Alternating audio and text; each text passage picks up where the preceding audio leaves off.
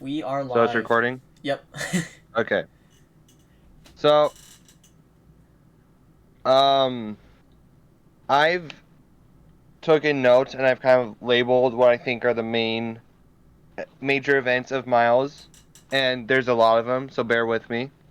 So, Okay. first major event, he goes to a new school and he's kind of like made fun of by his friends, so he kind of loses his family, his what he knows, and then he has to be like in this new school where he knows no one and he like tries to make friends, kind of fails a little bit. Warren, have you seen this movie like fully? Yeah, I watched the full thing.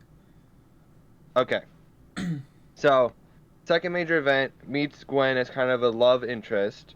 First time meets Gwen, and then he gets bit by the spider. Mm-hmm. And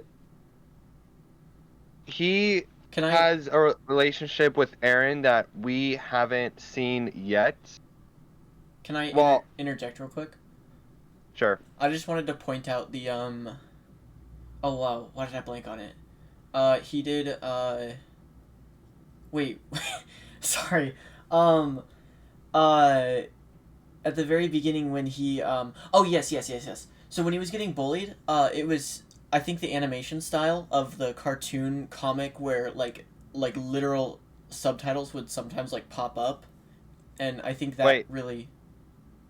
Hmm? what part are you talking about? Like going to the new school or like Yeah, going to the new school.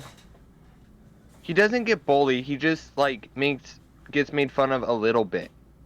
Yeah, which is enough to like bring in the animation style of like all the subtitles coming up and seeing the people, like close ups of people looking at him and stuff. I'm trying to think of like what you're talking about and I'm just kind of blanking, so I'm gonna just agree with you. Okay, sounds good. So, back to what I was saying. He has this relationship with Aaron that is off camera that is pretty solid, and he Aaron is the person that Miles like he he feels like he can talk to his uncle more than he can talk to his parents right now. We don't know about the mom, but we know he doesn't have the greatest relationship with the dad. Mm-hmm. So gets bit by the spider, and then that goes into the next major event in his life where he fails with Gwen. And I feel like that brings his confidence like way down because of one, he has these abilities that he doesn't know about yet. Even though he, do we know if Miles is like a Spider-Man fan or is the Spider-Man comic that he has is his roommates? Um, I think it's his roommate, and I also think that he only became interested once he realized uh, that he slash other people near him were spider people. Yeah. And then the next major one I have is where he has his own inner monologue, which still kind of get it still affects him because like his voice is so head, his thoughts are so loud, and like everything's so loud because the spider bite enhances his senses. Um, Which is. and then the security guard encounter where he has the sticky fingers and he like escapes and does whatever. That that still plays on with his newfound powers. And then I think the next major point would be seeing the spider glitch because that's not of his universe and he doesn't know what the crap is going on. But it Mm, also solidifies that that's not a normal spider. yeah. Um, and then the next major point would probably be seeing Spider-Man fight Green Goblin. Like that could be what he's his new look up to of like fighting this huge creature and Spider-Man still like making quips with Green Goblin. And Ye- then he gets saved by Spider-Man. Still Spider-Man has a mission to accomplish, and yet uh, the Spider-Man of Miles' universe still saves Miles even though he has a mission to accomplish. So that could still be where where Miles looks up to of like the role model of what Spider-Man should be. Yeah, what Spider-Man should be. Um and then the next major event would probably be seeing the death of Spider-Man, and that's like probably tells him that's what can happen on the job of Spider-Man. You could die, Mm-hmm. and not everyone is invincible. And then getting chased by Prowler, that's definitely a major event because like now he's on the run from a dude who just like helped bring down Spider-Man, Yeah, and and is actively trying to kill him. he doesn't know how to handle his powers, so he's not on the level of Spider-Man. And Prowler was able to go toe to toe with Spider-Man and like put him in a position where he kind of got like hurt a lot. Mm-hmm. And then um after the Prowler chase, he goes home to his apartment and he gets a pep talk from his parents the first time, where his mom tells him we don't run from danger. So that like helps him decide what he should do with these powers that he got, and like the Prowler is a danger that he shouldn't run from. Mm-hmm. And then he I don't know if this is a major event, but getting this suit from Stan Lee. Stan Lee said it'll fit eventually, which happens later, but like he now has a way to call himself Spider-Man even though he just got his powers like yesterday. Yeah. And then kind of gets a pep talk from Mary MJ, where like she said anyone could wear the mask, so that kind of still solidifies the he should not run from danger, and he should like fight for what's right and do what Spider-Man would do because he has Spider-Man's powers. Remind me who MJ is. I'm really bad with character names. MJ, so most of the time in the comics, MJ is the boyfriend or like the significant other of Peter Oh, yeah. Parker. Okay. Yeah, yeah, yeah. I remember now. And then he fails at the leap of faith, showing him like he's not impervious and he's gonna make mistakes. Mm-hmm. And then breaking the goober also solidifies that like he's gonna make mistakes and now he needs to own up to his mistakes. Yeah. And then the encounter Peter B. Parker is like it changes his worldview because he saw Peter die, but now there's this new person who looks like Peter but is not. Hmm. So that's gonna probably show him that like you're gonna see weird stuff as Spider-Man. Well, I'd also argue that it's like a glimpse that greatness isn't something you're given; it's something you get or something you uh, build within Something you yourself. earn. Yeah, like you Oh, you aren't just born with greatness. Like Peter B. Parker was. If you could be born with greatness, he was born with greatness. But what did he do with it? He squandered it. He didn't manifest it into something greater. I would kind of like to argue with that because he was doing what Spider-Man would do. His downfall was losing Mary James. He Which still had the greatness, but as soon as he lost his significant other, he like went on a downward spiral. Yeah, which he wasn't. He gave up, which is proving what I was saying. Like um, he took that and just let it kind of destroy his life. Yeah, yeah, I see what you're saying. And it's like, it doesn't really matter the outside stuff that happens to you. Life isn't fair. A lot of stuff happens, but you can't just like let stuff like that ruin your entire um, like drive to do anything. And eventually, Peter B. Parker learns that, and then like decides he wants a kid, Yes, at the end of the which movie. destroyed his relationship and led him on a downward spiral. Now he's like gonna go on an upward spiral. What? Wait, no. He didn't want to have a kid, no? Right? Yeah, he didn't want to have a kid, and then at the end of the movie, he wanted to have a He kid because wanted he to saw make it how right. good Miles was. Yeah. Okay. Yeah, I got it. And then the next major event would probably be Miles interrogating Peter. I don't really know what it could pertain other than like actually I don't know. It's probably just to move the plot along to like tell us what's going on. Mm-hmm. Um, and then Miles guilt trips Peter like uh Plays puppy eyes on the side of a building. so that probably tells him like Spider-Man isn't a perfect person. a- Or the people who are Spider-Man aren't perfect, but Spider-Man like I don't I don't know how this pertains to it because like he guilt trips him and Peter B. Parker isn't the teacher he's expecting of like Spider-Man. Mm-hmm.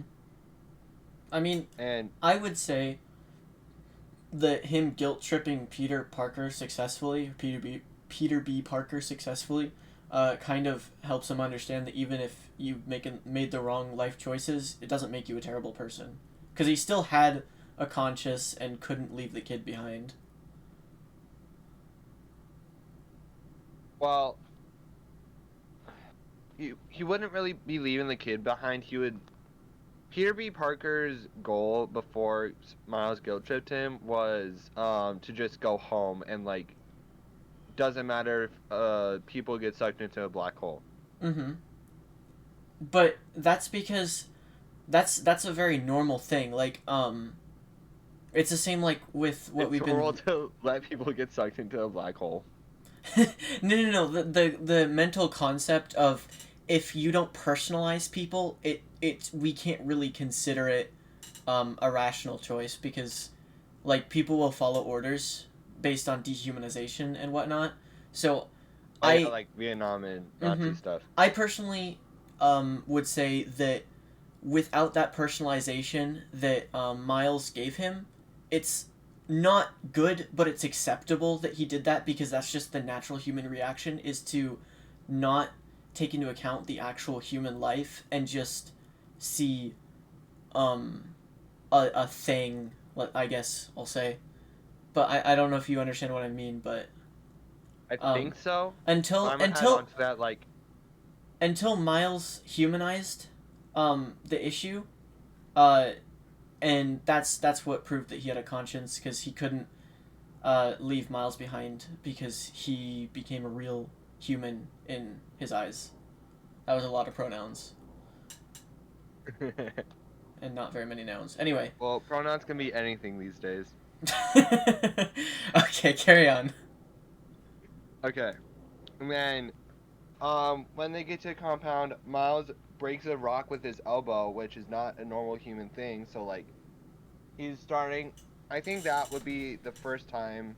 Actually, that wouldn't be the first time he's developing his powers, but that's like what his powers can do that is shown because he's able to walk on walls, but like he hasn't shown his super strength until then.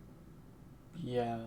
So maybe Yeah. that tells him like he can do stuff that he wouldn't be able to do before. Like he could probably beat up his dad or something. Yeah. And then infiltrating the lab. I'm sure that was high on his Um, list of priorities at the time of trying to break into a top secret lab.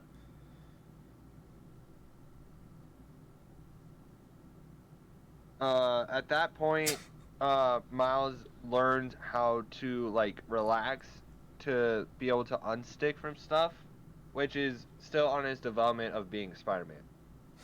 By And singing then, Sunflower. what? By singing Sunflower. Yeah. And then, getting the info isn't really anything with that. Um, eventually,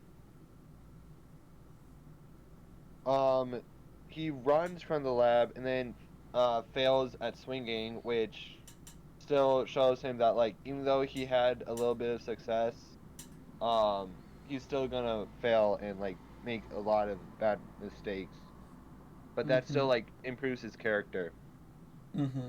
And then Miles starts to get trained by Peter with them like swinging together, which uh earlier you talked about how like Miles humanized himself in Peter's eyes, I think, and now he's like training the person he just met, and like they're having fun. They're vibing together while They're being chased feeling by successful. supervillains. Well, yeah, but technically only one supervillain was chasing them, and there was just a bunch of scientists. But like, still way over Miles's head. Yeah, and that goes to show when like Peter glitches, and then they like have to get saved by Spider Woman, which my little brother watches this show, and Gwen is Ghost Spider, so I'm just gonna call Spider Woman Ghost Spider because it sounds better.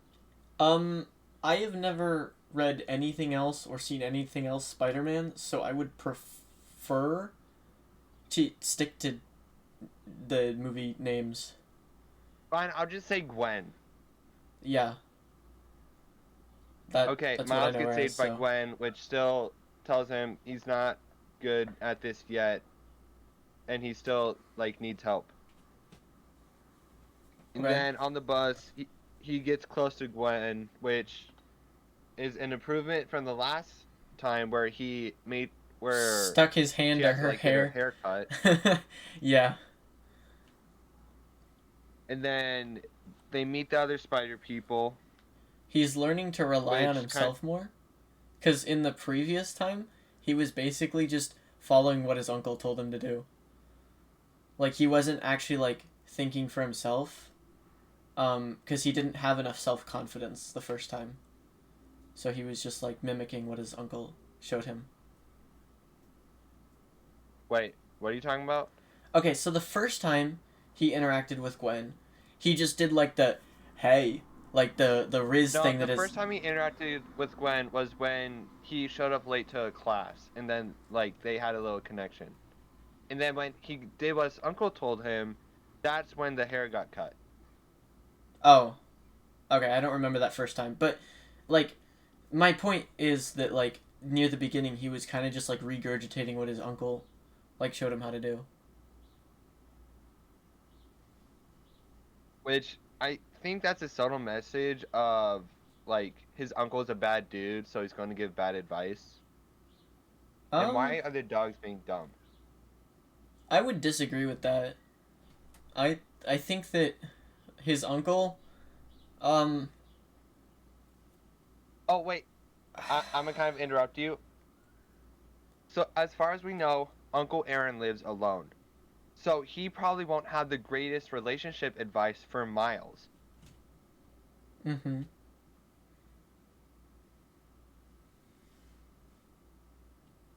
Yeah, but I don't know.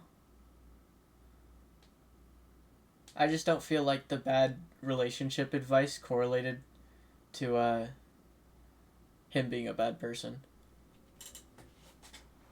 I'm gonna go off on a little tangent, and my I just started a theory like 2 seconds ago where Uncle Aaron was feeling lonely, and then that loneliness caused him to go and like spend more time getting money, and then became a thief, and then worked with Kingpin.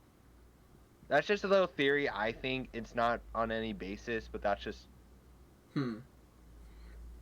Yeah, I don't know. Maybe.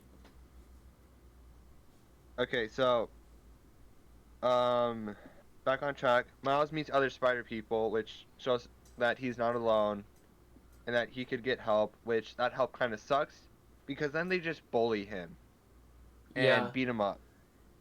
I got like really And frustrated in class when a couple of the kids in the table in front of me were like laughing at that scene. It was so annoying because it's like such a real issue.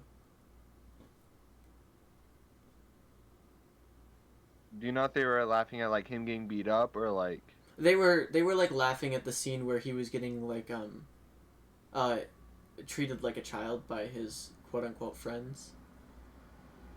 Oh, And yeah. like they weren't taking his side, like they were walking away from him and whispering about him. They weren't whispering about him. They were talking, and they were like in their little group, and then he was just like Yeah, but you know hearing what I them. mean.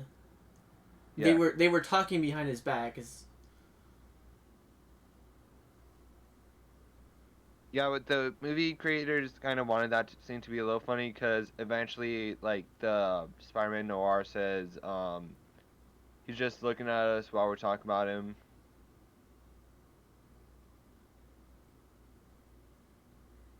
I don't know. I don't think it's very funny. So the next one, the next little scene thing would probably be Miles seeing Aaron as a prowler to like show that his biggest influence in his life is kind of a bad dude.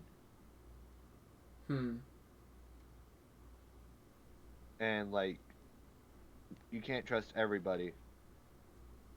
Like you should be able to trust family, but Aaron being the prowler kind of like destroys that. Mm-hmm. I mean, Braxton, you can talk. at the It's fine. same at the same time, his uncle, the second he knew that Miles was Spider-Man, gave up his own life to save him. Still, Yeah, but that was after he saw Aaron as a bad dude. I mean, I guess.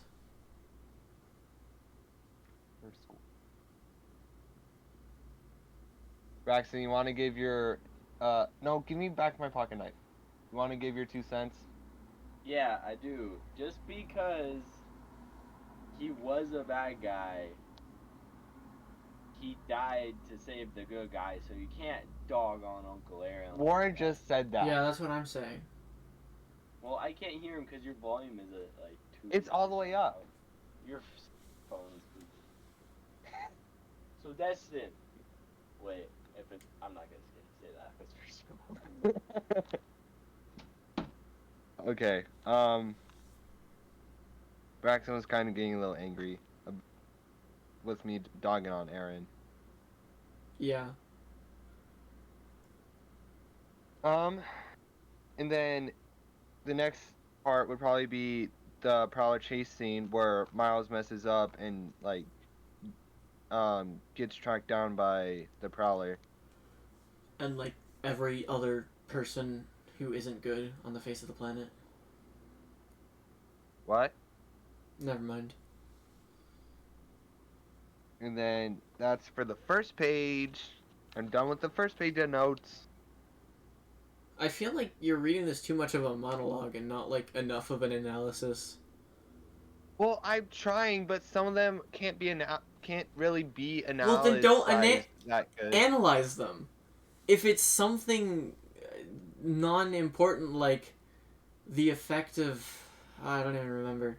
There's a couple in there that didn't seem very um affecting, and you don't need to talk about them. We only need to like brush the highlights. We're already at 23 minutes. I don't think Mr. Dad wants to listen to us talk for 23 minutes. How are we at 23 minutes?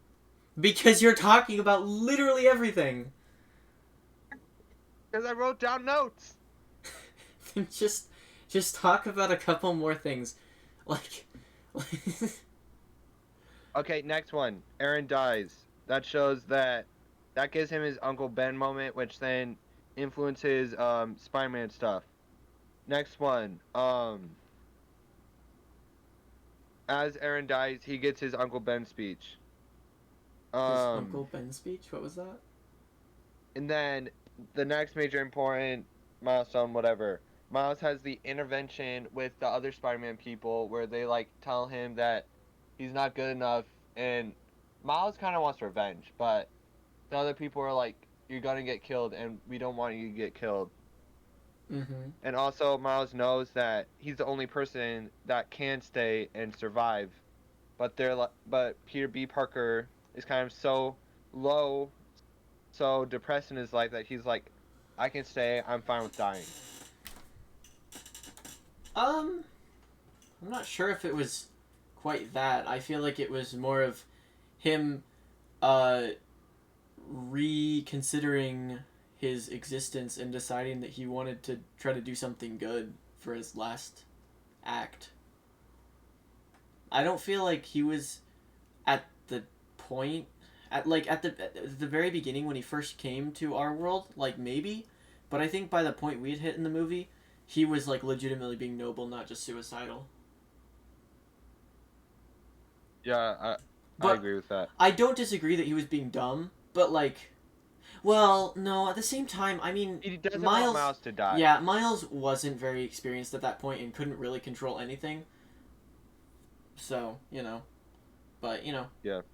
um, I think it may have been, I think it was legitimately, like, nobility, or, uh, you know what I mean.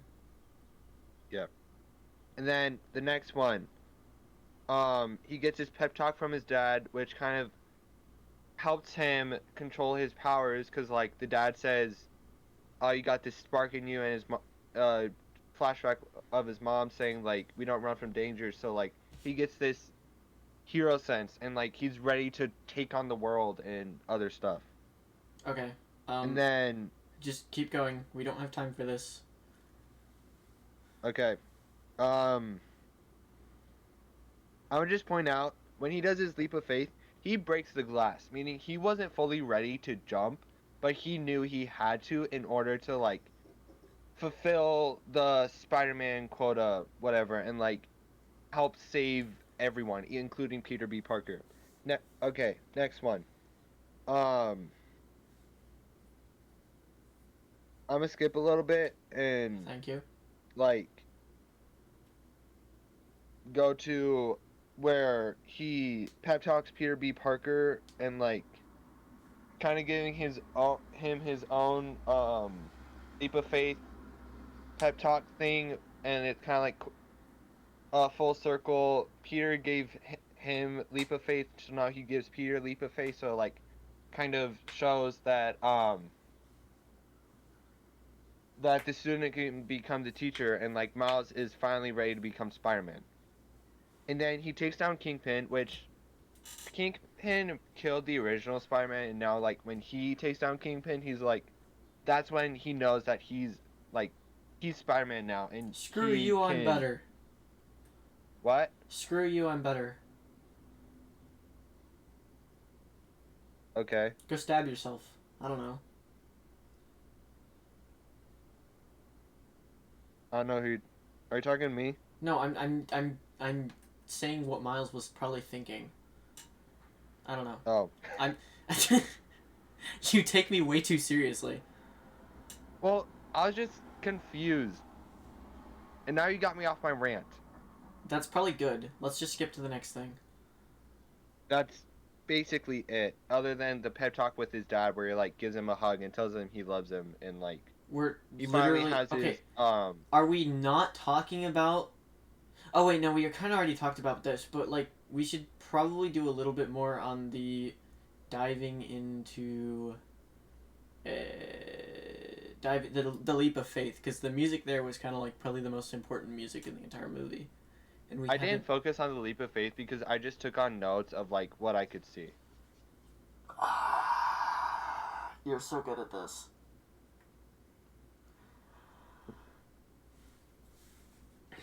Okay. Um. So like the music there. What did you notice about it? Um I didn't really notice anything until Mr. Dowd shows the video of like it's it has like so many themes in it and like everyone has their main theme and then Miles gets like his Spider-Man theme with his I can't remember the video, Uh. but I just know that like the leap of faith is different and it's cool and like it has so many cool details and also there's the text styling of like him saying woo and then in the previous one where he like fails at the leap of faith and he's like ah and then like the text goes up and down and whatever, so it's like Yes. complete opposite of his previous leap of faith. Mm-hmm. Yeah. I mean, okay. So over the course of the entire thing, I actually like subconsciously noticed at least one of the little I forget what it was called, riffs. No, it's not a riff. It's a thing. But Just like the three notes thing. cleft, maybe? I think it's cleft. Something like that. Anyway, Cleft is like shut up. You know what I basically mean. Shut up. tells Shut up. musicians Shut up. Shut up. fine. Shut up. I used to play cello, so I kind Don't of know music care. stuff. I played violin. Um anyway, oh, now I blanked on what I was gonna say. I subconsciously noticed it, but like didn't actually notice it until it was pointed out to me. Um, but I did notice during like the a couple of the spots where the hip hop music really like uh made the mood climactic. Where in other movies it would usually be like some sort of brass like symphony climactic Are you doing fighting like music. the Avengers theme where they know they're a hero compared to Spider-Verse theme where like Miles knows he's a hero? Yeah, yeah. Like the hip hop actually does a really good job. Like just as good as that other type of music at portraying that I'm on top of the world feeling, you know? Yeah. We are at 31 minutes. I think I skipped over notes, but I don't think I should do any more and like help Mr. Dowd Yeah, with okay. the grading. Let me see. Consider how to animation, sound. Animation. I liked. I think I really liked the styling of the way they broke the fourth wall with situations like the him being like, "Why is there a voice in my head?" when the voice in his head is a narrator directed towards the audience. I like the music sound, how it's similar to the Rear Window, where the music we hear is the music the character hears. At least for the most part. It's not always true, but a lot of the music in that movie is carries over to the character. And then I also like yeah. the stylization of including occasional text bubbles to really emphasize stuff that's happening. And I like how a lot of like the movie is like you pause it and looks like a comic, and then it's also Mm-hmm. like Miles starts off as like two frame, I think, or like when he gets bit by a spider, he's a two framer, and then Two Leap of dimensional? Faith turns into one framer. What? So like One framer? d- like uh framing up framing or editing on ones, and then twos like two frames per like 20. So usually it's 24 frames per second. Okay. Miles as like he goes when he starts off as Spider-Man, he is a 2 frames per second. Meanwhile, everyone no, he is basically a 12 frame per second dude. So like 12 FPS in compared a to everyone 24 else FPS who's world. a 24 frames per second dude. I So did not he realize like that. How did you did you notice that or did you see it? it's in a lot of videos explaining, and also when Mr. Dowd showed the video with sound, that video is also there explaining the like different framing styles of the characters. Hmm. Okay, yeah, I must have missed that part. That's really interesting. Okay. Anything else for that? Um, Not really for me because we're trying to keep it a little short. Mm-hmm. For sound, we talked about the musical innuendo, if you will. I think that's the Yeah. wrong word again, but you know, screw it. I'm gonna say it anyway. Um, that was all cool. Can't really talk about it because it already got explained to us.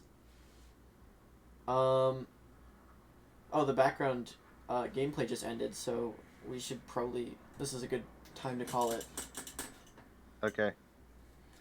Okay. Yeah.